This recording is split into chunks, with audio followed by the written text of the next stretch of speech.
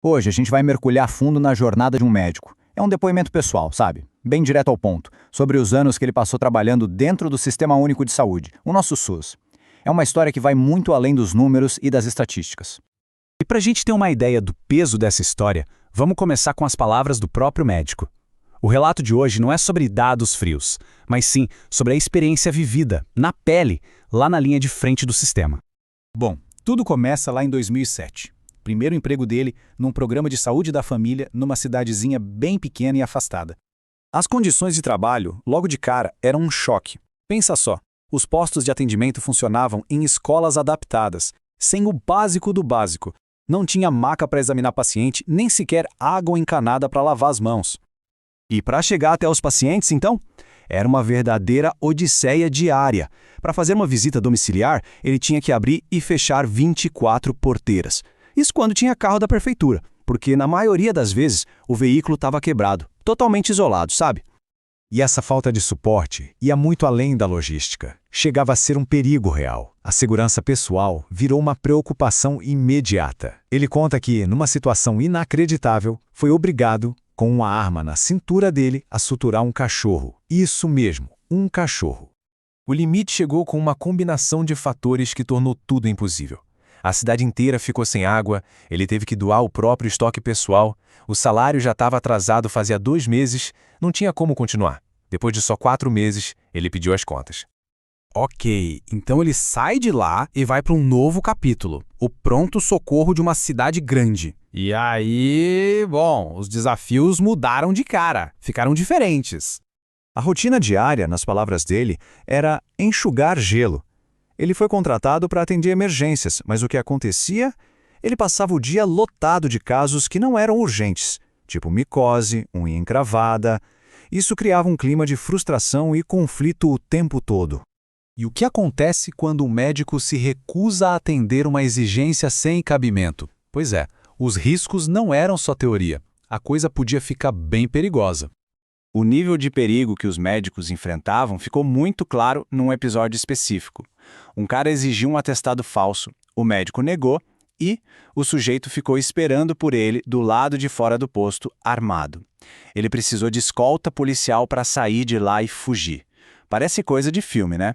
E não era um caso isolado, sabe? A falta de segurança fazia parte do sistema. Um colega dele, de 75 anos, foi assaltado dentro do próprio consultório. A esposa dele, que também é médica, trabalhava exatamente nas mesmas condições de risco.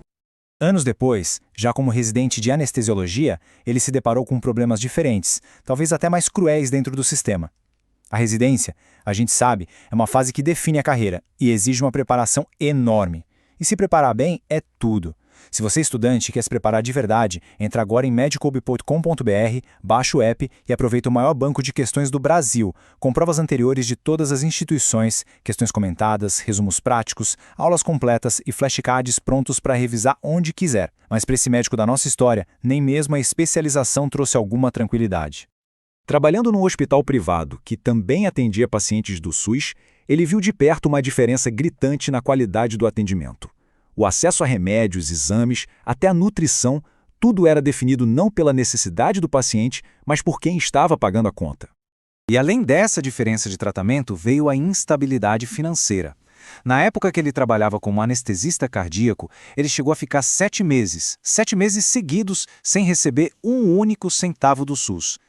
Para conseguir sobreviver nesse período, a solução foi se endividar. Ele pegou vários empréstimos, abriu conta em banco novo só para conseguir mais limite de crédito. Ou seja, nenhum trabalho super especializado garantia segurança financeira. E o motivo do não pagamento? Bom, aí a gente entra num pesadelo burocrático. Os pagamentos eram negados por motivos banais. As famosas glosas. Um carimbo de um residente no prontuário, uma diferença mínima de horário nos registros. Qualquer coisinha assim já era motivo para cancelar o pagamento. Isso mesmo que o procedimento médico tivesse sido perfeito. Depois de anos e anos juntando todas essas experiências, desde as clínicas mais precárias até hospitais com alta tecnologia, ele finalmente chegou a uma conclusão. E uma conclusão bem dura. Ele mesmo joga a pergunta no ar, que é o clímax de toda essa jornada pessoal e a mensagem principal que ele quer passar. O conselho dele é direto, sem rodeios e nascido de anos e anos de frustração, risco e instabilidade. evite trabalhar no SUS. Mas ele faz uma ressalva. Ele reconhece, sim, que existem partes do sistema que funcionam muito bem, que ele chama de ilhas de excelência. Só que na conta dele, na experiência pessoal dele, essas ilhas são exceções, representando talvez uns 10% do sistema todo. Então tá, se na visão dele o SUS não é um caminho viável de carreira, qual seria então o papel de um médico dentro do sistema? Ele redefine o que é trabalhar no SUS. Para ele não é uma escolha profissional de carreira, é, na verdade, uma forma de contribuição social, um jeito de cumprir um papel social, de ajudar a sociedade, mas não um lugar para buscar crescimento financeiro, desenvolvimento profissional ou segurança. E ele finaliza dizendo que o custo pessoal, financeiro, de segurança, de saúde mental é simplesmente alto demais para justificar o SUS como a carreira principal. Um sistema que, nas palavras dele, só me consome. E ele nos deixa com esse pensamento final, que é bem provocador. Ele transforma o veredito pessoal dele numa pergunta para todo profissional de medicina, seja quem já atua ou quem ainda vai atuar, pensar a respeito.